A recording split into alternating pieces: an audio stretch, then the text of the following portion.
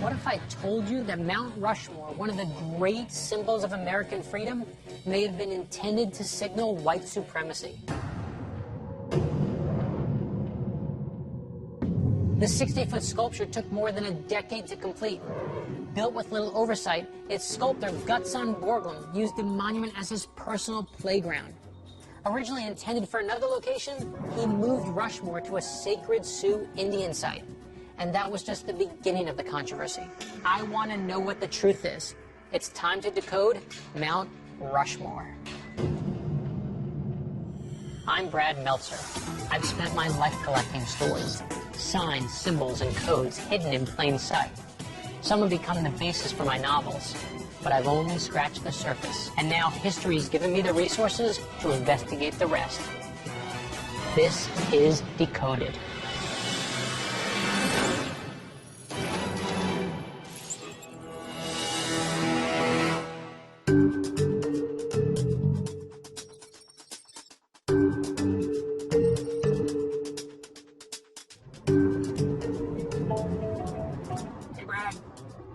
How's the Deep South?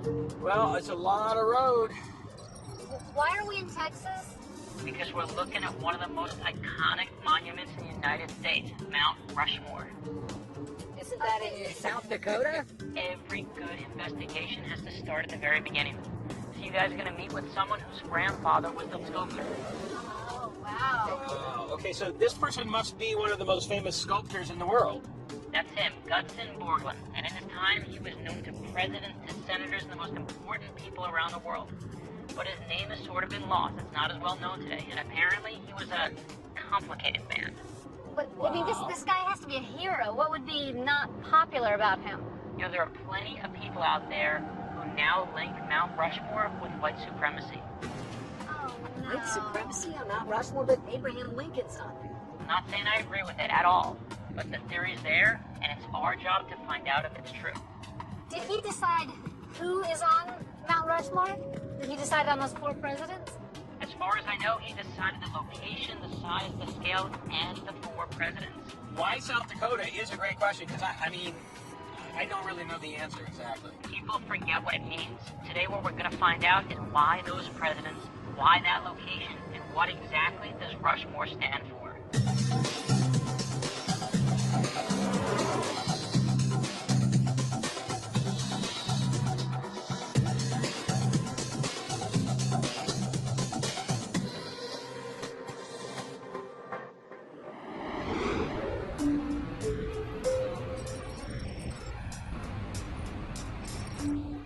When you stand at the base of Mount Rushmore and look up, what do you feel?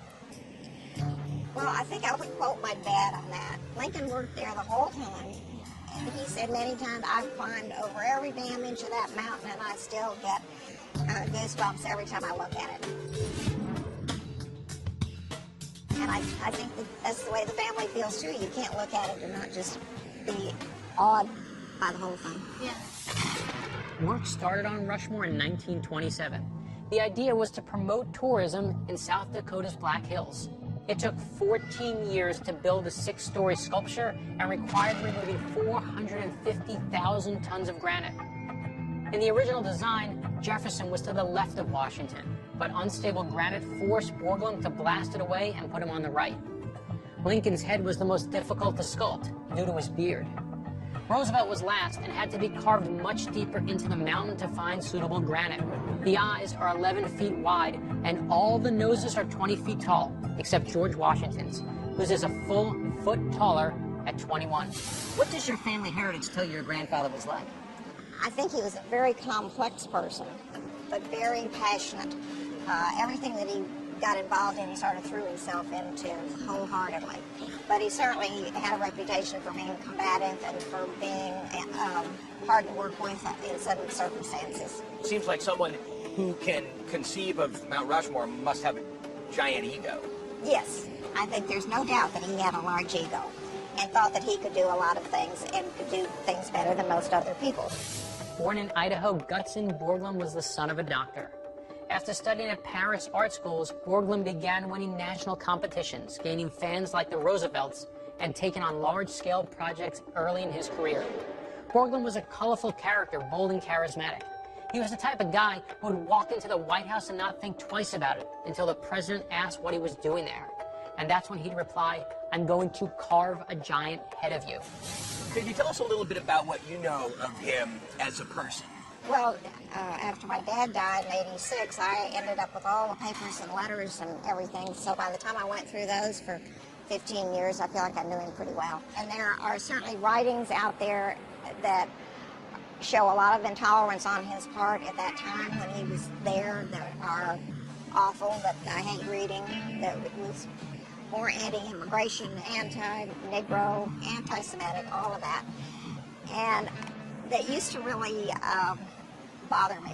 But he didn't raise his children that way to be intolerant. He didn't live his life that way. You're saying that he didn't necessarily bring those feelings that he had along with him to Rushmore. I don't feel that he did. It looks like Borglum might have been a racist. Of course, there's no way we'd ever let anyone like that be involved with designing a national monument today. But 1927 was a very different time. How did the indigenous people, the Lakota tribe, feel about this mountain? Well, there certainly has been opposition since then. It's been more orchestrated, now among the Indians. Robin, was your grandfather's vision completed? No, because you're putting up something that's going to be like Stonehenge or the Sphinx or Easter Island. Who are these people? Why were they done? What's the deal? Oh, so he envisioned a time when maybe people found this centuries later. Yes. People have been misinterpreting monuments for centuries. Many believe that Stonehenge was constructed as a burial ground. Others see it as something supernatural. And depending on who you talk to, it could have been built by the Druids or the devil himself. Gutzon Borglum's fear was that the meaning of his monument will be lost to history. But only 70 years after its completion, people already disagree about what Mount Rushmore represents. We have to dig deeper if we're going to find out Borglum's true intentions. What did you guys think of that? I hadn't really thought very much, I have to admit, about the creator or the architect, the sculptor. I was always just interested in, the symbol of the monument. I never in a million years would have guessed that somebody had anything to do with Mount Rushmore would have views like that. It makes no sense to me. I knew he had, he was a big personality and he had a, big ego, but that's true of artists and architects who do big things. Yeah, but let's think of the terms she used to describe him. Complex character, charismatic, egocentric. Right. But not racist. I think it's worth looking into, guys, because I don't think that's something a lot of people would know. Well, it does illustrate that there's more to Mount Rushmore than we had originally thought. Absolutely. South Dakota has a population of roughly 800,000, but the monument drives more than twice that many people to the state each year. So the idea that Mount Rushmore might be hiding a different message would of course be shocking. And that's why Buddy, McKinley, and Scott are headed there right now for a closer look.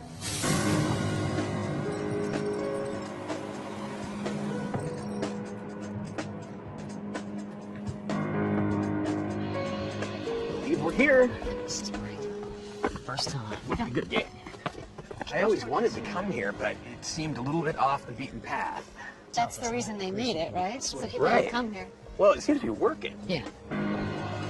Okay, that is more impressive than in pictures. Yeah. I can't even imagine what it took to make something like that. I mean, it's pretty much an engineering marvel. It is. Like with architect, you start small with a model and then scale it up. Yeah, I'm trying to think if there's anything equivalent of this magnitude in the world. Statue of Liberty. But that was carved out of natural rock at site. Well, Easter I think Island. there's other carvings, but not They're quite not as big. on the scale of this thing. It's hard for me to believe that there's any possibility that this is a symbol of white supremacy. Hey, there's the man himself. Oh, man. Everywhere, He's basically. very stately, almost presidential, doesn't he? I just want to salute him, Sculpted by his son, Lincoln Borglum. I don't think a white supremacist is going to name his son Lincoln.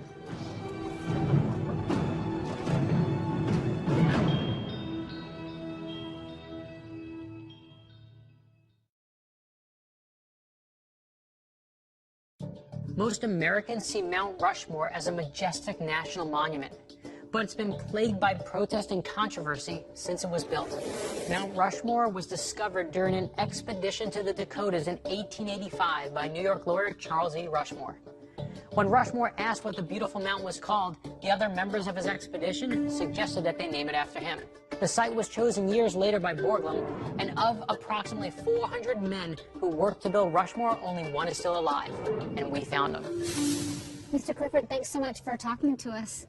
You actually worked on the monument? Yes, I started when I was 17. I worked 1938, 39, 40.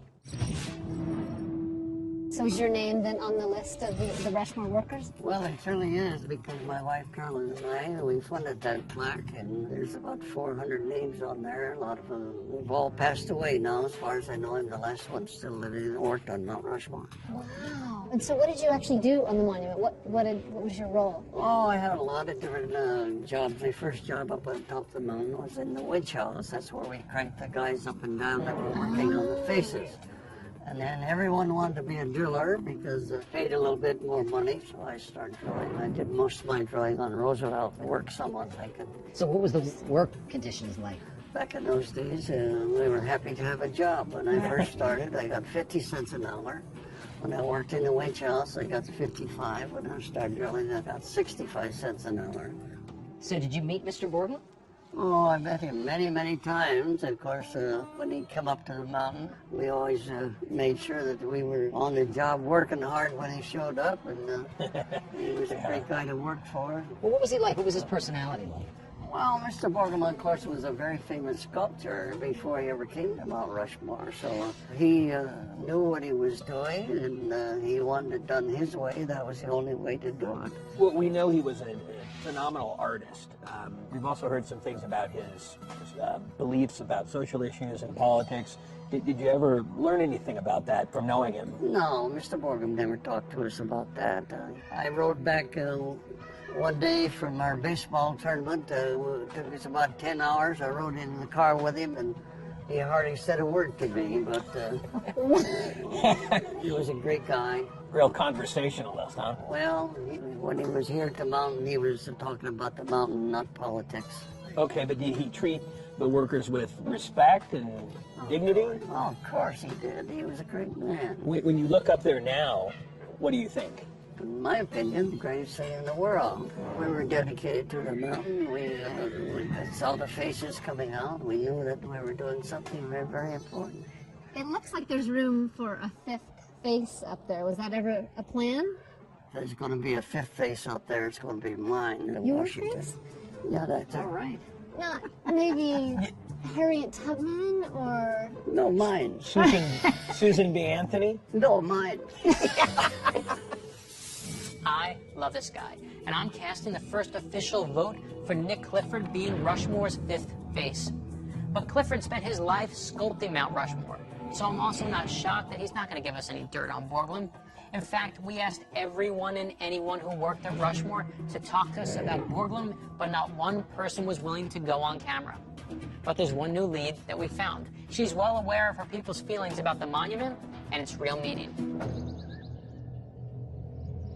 For me, this place where I live, the Hesapa, the Black Hills, is a sacred place. This is where our ancestors lived. What makes it sacred? I mean, why is it special? It's sacred because we have such a close tie spiritually to these lands. We came out of Wind Cave. Wind Cave is in the southern Black Hills. So this is, in fact, your people's creation story. Right.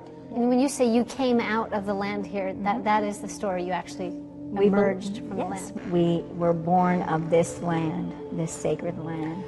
Can you tell us about the ownership of it? I mean, is it deeded land, or has it ever been, or? Well, we as Lakota people believe that we have Aboriginal title, Indian title to this land. If you go back to talking about the Treaty of 1868, we did have legal title to this land. The land surrounding Rushmore was originally Sioux territory. The U.S. government took control in the 1800s, but then returned it under the Treaty of 1868. And then General George Custer found gold there, and it was taken back. In 1980, though, the Supreme Court awarded the Sioux a settlement of $106 million. And what did the Sioux do? They refused it because they don't believe in ownership. To say the issue of ownership here is complicated is putting it mildly. Do your people view this as a desecration of something sacred? Some people view it as desecrating and exploitation of the land. You know, I have relatives that won't even come up here, that refuse to pay the admission fee for one thing, but don't want to give credence to it. So when you look up there personally, what do you feel? I feel kind of sad that it's been desecrated, but also I feel sad because Americans need that too, I think. That they need to see that image like that in a sculpted image, whereas they can't have that in their hearts and their memories for their leaders and their loved ones. Phil, I can see you feel really, really sad about it. Is it like someone's physically hurting blowing someone? my mother up. Mother Earth. Right, Mother Earth up, yes. Right. Some of our relatives call it the shrine of hypocrisy.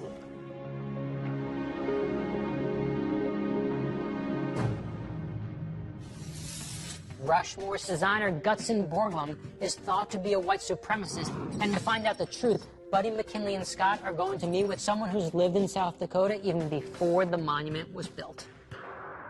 So you've seen these hills, or you saw these hills before? I should tell you that they grew up with me. Oh, really? We understand there's been, over time, a lot of controversy about the fact that the American Indians had possession of this area first, and I wonder if you could talk a little bit about that. It was theirs, and it was sacred territory, right? No question. I have big feelings about Mount Rushmore. Really? Because it's marvelous, it's stupendous, but it was on Sioux territory. Did you ever hear back when Mount Rushmore was being built, any controversy involving Mr. Borglum? I heard plenty of them afterwards. Really, like what? Borglum was anti-Semitic. He said some terrible things about the Jews. He got involved with the Ku Klux Klan, and he was selected to be a sculptor at Stone Mountain, Georgia.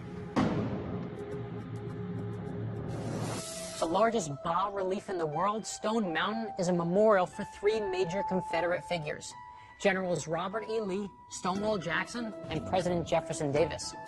Built in Georgia around 1915, it was credited with inspiring the revival of the Ku Klux Klan. And it was during this time that many believe Borglum himself became a member of the KKK. I think the Ku Klux Klan for him was a power thing. He had a power drive. He thought the Ku Klux Klan had not just the money, but the personnel to maybe take the White House. Really? I don't think he wanted to be president. I think he wanted to tell the president what to do. The Ku Klux Klan was formed in 1865 by former Confederate soldiers who hoped that the South would one day rise again. By 1921, the Klan numbered some 5 million members, or 15% of the eligible voting population. This, coupled with an increase in immigration, meant most of these members lived in major cities, which gave the group an undeniable influence. And this is the organization that attracted Borglum to join.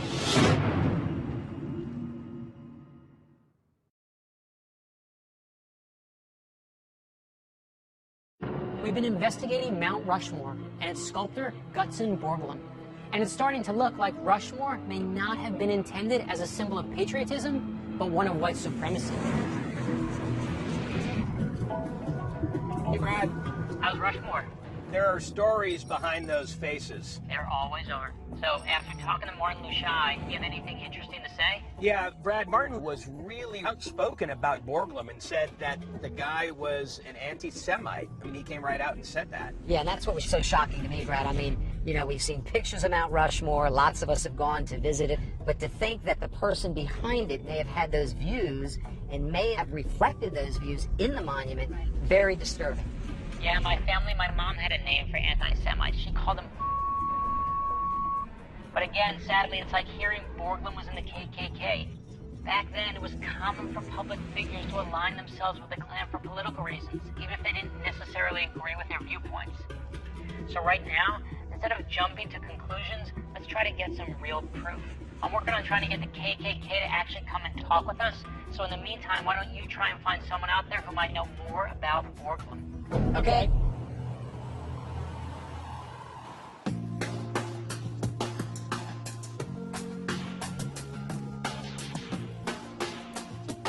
So it'll be interesting to see what the locals think about this stuff, huh? Yeah, do you think they have any idea of the stuff that we've been talking about?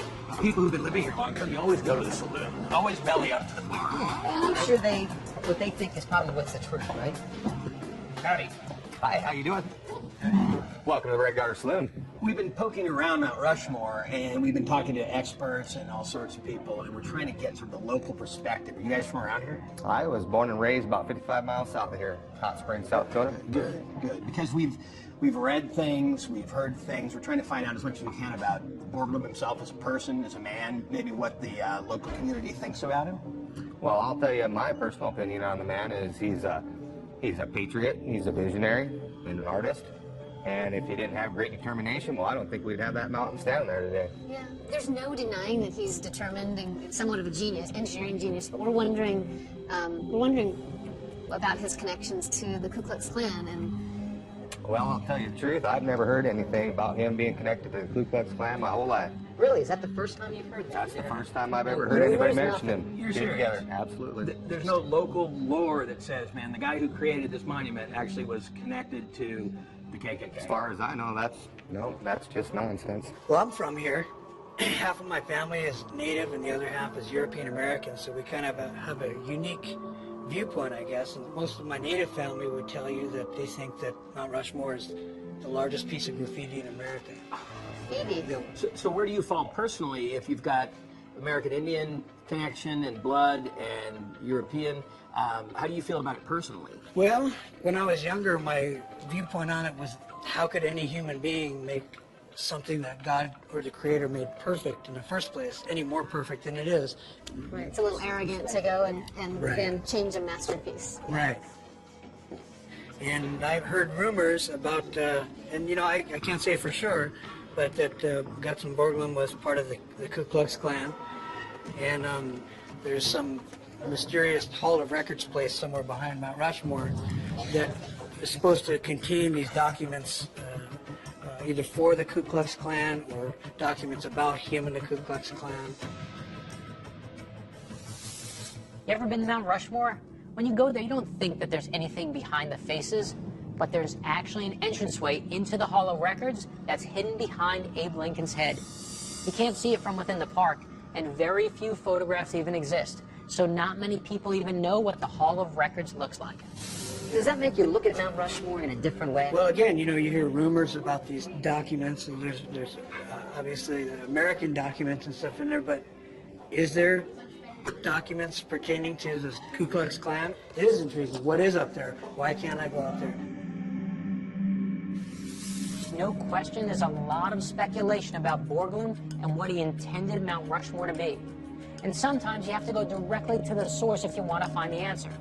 I do not agree with what they stand for, but I think it's time we spoke directly to the Ku Klux Klan.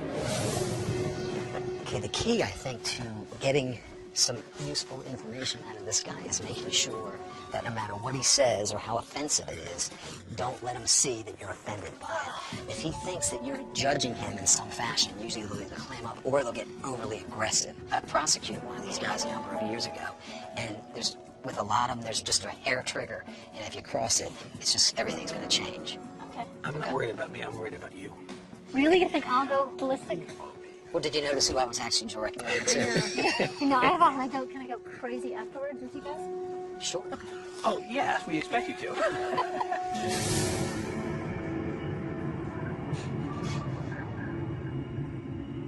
Mr. Rob. Hey, how you doing? Good. Buddy. Buddy? I'm McKinley. McKinley? Nice to meet you. Scott. Scott, nice to meet you. Nice to meet you, too. Julie. Yeah, a little bit. Mr. Rob, is this majestic monument, Mount Rushmore, a symbol of white supremacy? To some people, they make that accusation. When Borglum built that, he said he wanted this monument to reflect the gods which inspired them and the gods which they have become. So I'm a little confused. I thought that Ku Klux Klan and white supremacy were naturally linked. Is that not so? No. Well, I don't believe in white supremacy. Oh, okay. I believe in white pride, I love in our heritage, and love in our culture. Sure. But supremacy would indicate that you want to rule over other people. I'm not interested in that. The sculptor was a member of the Ku Klux Klan. Yes, back in the early 20s.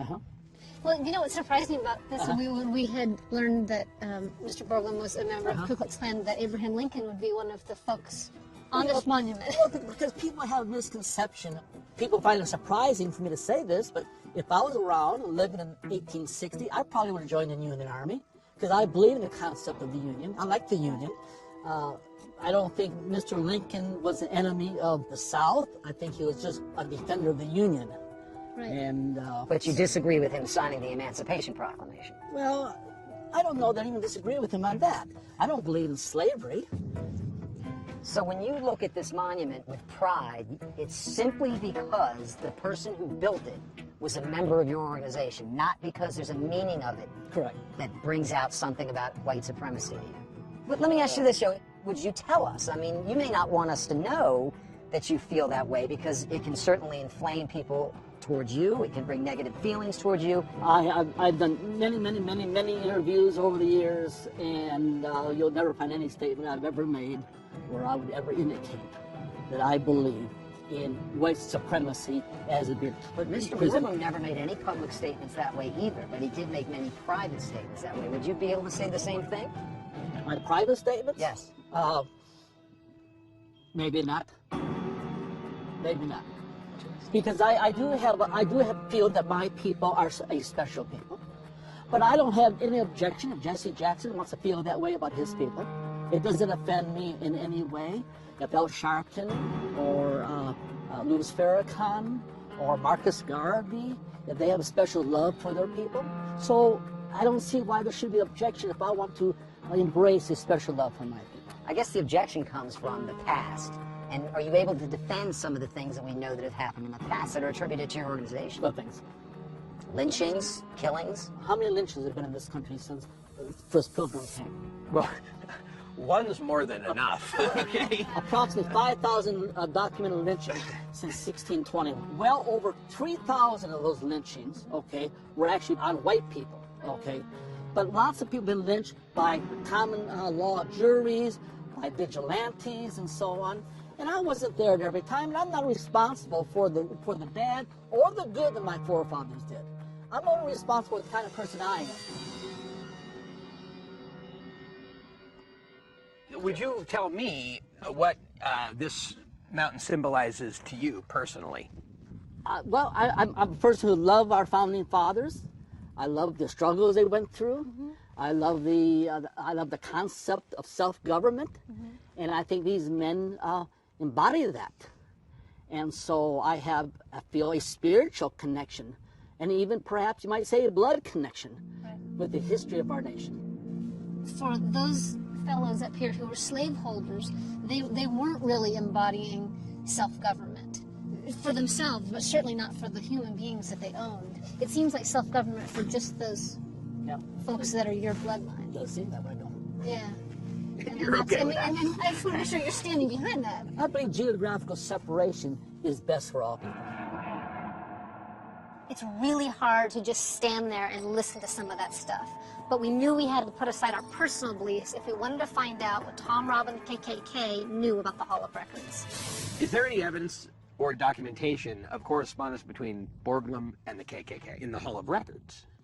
I understand there is here at the park correspondence between Mr. Borglum and Klan leaders. Okay, the head of the KKK just said that there might be secret letters from Klan leaders hidden inside the Hall of Records. This doesn't just make a secret room behind the president's heads a really cool thing to find. It makes it a vital piece in figuring out what Borglum intended Rushmore to stand for.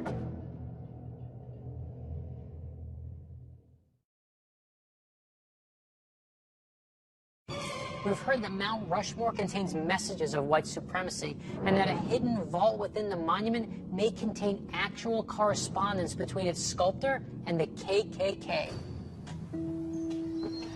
Guts Borglum. I just keep thinking, it sounds like a European practice serial or something. It definitely is a little odd.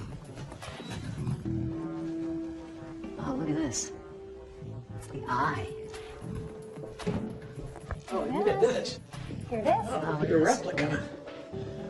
Okay, you guys check this out. There's behind the faces, there's This has got to be the so-called Hall of Records that he had designed. Check that out. I mean, it's a door with a definitive hole in the wall. Gutzon planned to build a grand staircase, wide sweeping steps from the parking area, a time capsule museum and collection of artifacts. Completing the Hall of Records is, to this day, a goal of many. Ooh. So we have some questions about Mount Rushmore. We understand that you're the guy to ask. So I've looked into it quite a lot. Is there more than meets the eye? I think there's quite a bit more. I think one thing that's very intriguing about Rushmore is the way that the original story that it was meant to tell, which was a story of manifest destiny and about a powerful young country asserting itself, is not the story that's told at the monument nowadays. Manifest destiny was a widely held belief during the 19th century. The basic idea was that it was America's duty to expand from one end of the continent all the way to the other. It's often confused with the idea that America should promote democracy around the world, but Lincoln opposed manifest destiny, and Teddy Roosevelt believed it meant that we should protect the interests of America, not that we should be expanding the country. So if Borglum wanted to make a monument for America's eternal expansion, he certainly picked the wrong presidents. A lot of people think Mount Rushmore is a monument to these 4 presidents. It's not. It was conceived as a monument to the foundation, preservation, and expansion of the United States. All of those 4 presidents are there because of what they did in those terms. Washington obviously is there as the father of his country. Jefferson, more for the Louisiana Purchase than for the Declaration of Independence. Lincoln, obviously, because he kept the Union together by blood. And Roosevelt for the Panama Canal. Expansion doesn't mean the same thing to everyone, and not everyone thinks expansion is good, right? No, certainly not, and certainly the Indians whose land was taken to... Right. It looks like invasion to them. Well, yes, it does. Which again is one of the ironies of Mount Rushmore, that the shrine to democracy is built on land that came into the United States in a most undemocratic way. But he had the rather patronizing attitudes of the time, which were that the Indians were a noble race, but a somewhat childlike race. He would have seen the conquest of the Americas by the European races as something that was inevitable and divinely inspired. And it was perhaps sad that the Indians had lost their land and were going to lose their culture, but it was the way it had to be. Is there anything that definitively links him to racism and white supremacy? Well, his involvement with the Ku Klux Klan, certainly. Is there writings? Are there documents? I mean, he was an advisor to the Klan, and he was very cagey about this. He wouldn't express it in public. He was very closely associated with Klan leaders. He took part in their conventions. He sat on the Klan Executive Council. There's a lot of correspondence between him and the Klan leader, David Curtis Stevenson, that's in the Library of Congress. We've heard about this place called the Hall of Records, or Hall the of Hall Records, of yes. Records. Could you talk a little bit about that? Borglum's greatest fear, in fact, was that his monument, tens or hundreds of thousands of years hence, would end up like the stone faces on Easter Island, without any context, without any explanation. But Borglum's original concept was grandiose, like everything that he did. He described these enormous ornamental doors, 44 feet wide, with a big 38-foot wingspan eagle on top of them in bronze and silver, and these huge flaming columns on the side of it. His eventual plan was to put the flaming columns outside the mountain and have actual flames so high that they would be tilted to the west with the motion of the earth. There it is. You see that? Actual proof of Rushmore's secret tunnel. Gutzon Borglum's dream come true. Borglum willed his legacy into the side of the earth, ensuring that his work would live as long as the mountains themselves. So was he obsessed with making sure that his message lived on after his death? It sure seems like it. But what I want to know is, why can't the public see this Hall of Records? What's so secret that you need to keep it from the American people? Mount Rushmore was funded mostly by Congress, and they weren't too pleased with Borglum's idea of carving a huge Hall of Records. They told him to stick to carving faces, so he never got very far with it. He did sort of carve out a tunnel behind the heads. Are we allowed to go there? No, public is not allowed to go there. Rushmore doesn't let anyone near the heavily guarded Hall of Records, and not a single person from the park was allowed to speak with us. We needed someone who's seen the Hall of Records with their own eyes, and we just found them. Buddy McKinley and Scott are now headed to meet with her at the nearby Crazy Horse Memorial. It's another monument carved into South Dakota's Black Hills, and the histories of Mount Rushmore and Crazy Horse are personally interlinked. because the sculptor of Crazy Horse, Korshak Joukowsky, was fired by Gutzon Borglum at Rushmore for fist-fighting with Borglum's son. And that makes complete sense to me. If I got fired for fighting with the boss's son, the very first thing I do is build a super-sized monument that is 10 times bigger, 10 times badder than those puny little heads on Mount Rushmore. That is revenge America style. So you're thrilled to meet you. Your husband was the sculptor here. Right. How did he get the idea? How did he start doing this? The Indian people, they wrote to him just out of the blue. Chief standing there, someone who signed the letter, and said, will you carve us a mountain? So the white men will know the red men have great heroes also. Oh, I didn't know it was by request. It was definitely by request. It is indeed. Ruth, have you heard of the Hall of Records? Did your husband ever mention that to you? Mm-hmm. I climbed Mount Rushmore 4 different times, and the last time I went up was when they dedicated the Hall of Records. Each one of us got to put a panel down into the... Oh. So you did that yourself? I got to put Okay, one so you in. actually saw what went down in that hole. They actually did. That's true. We're closer to the Hall of Records. The Hall of Records was finally dedicated in 1998. The structure is comprised of a small tunnel bored into the stone with a titanium vault installed in the floor. In the vault is a time capsule that was sealed with a granite capstone. The contents include a series of porcelain panels which contain the history of the United States, the words of the Constitution, the Declaration of Independence, and the story of how Mount Rushmore came to be. There are also biographies of the 4 presidents and of Gutzon Borglum. And guess who has the longest biography? That's right, Borglum. And if that's the case, you know he made his own little Rushmore where he's the 5th face. But officially, in the Hall of Records, those carved items are the only ones on the public record. And there's the question, right? What else is stored in that hall? Did you happen to read them real quickly? I couldn't see them. I couldn't see them. Ruth, did they put anything else down there? We're thinking maybe they put some letters or other documents other than the porcelain panels? Not that I'm aware of. Ruth, we don't want to push it, but is there any way we could get up close to Crazy Horse? Sure. There isn't any reason why you can't. I mean... So all we have to do is ask? At Rushmore, it's not that easy. No, I was going to say, it definitely has not been. Since Rushmore has had people sneak up and make the people at Park Service look foolish. We would never do that.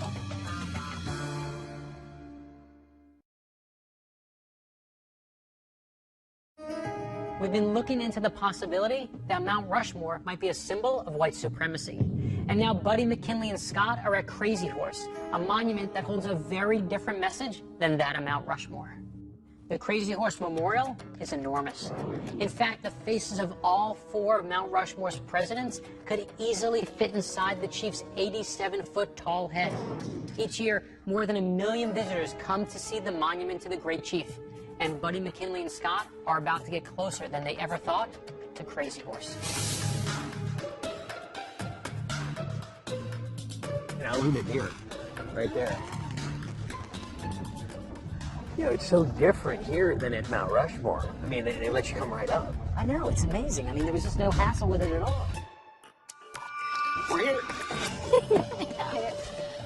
Oh my God, this place is magnificent and huge. Talk about $1 million view. Yeah, I mean, this is, you know, looking over the tribal hunting grounds. I just can't believe that this was all started by one guy. I mean, that's incredible. Oh my God, look at that. Okay, we didn't get this close to Washington's nose, did we? No, not by a long shot. Okay, well, so does this conjure the spirit of Crazy Horse? Oh, I would say in a big way. That is Unbelievable. Is it just me, or does he look defiant? Well, you know, I gotta tell you, I love Crazy Horse. I love the legend of this guy. He was defiant. I mean, he outruns the U.S. cavalry for a decade after he caps Custer. I mean, come on. Okay, so what do we know so far?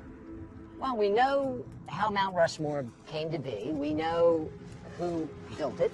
And we know that there's at least some people that believe that he had racist thoughts and philosophies, and may have put them into the monument. And they may be in the monument, not in the faces, but in the Hall of Records. There might be something in there besides the Declaration of Independence and Constitution. I'm also still struck by the difference in openness and disclosure here, and then at Rushmore, you know, it's mainly about this monument that Borglum created.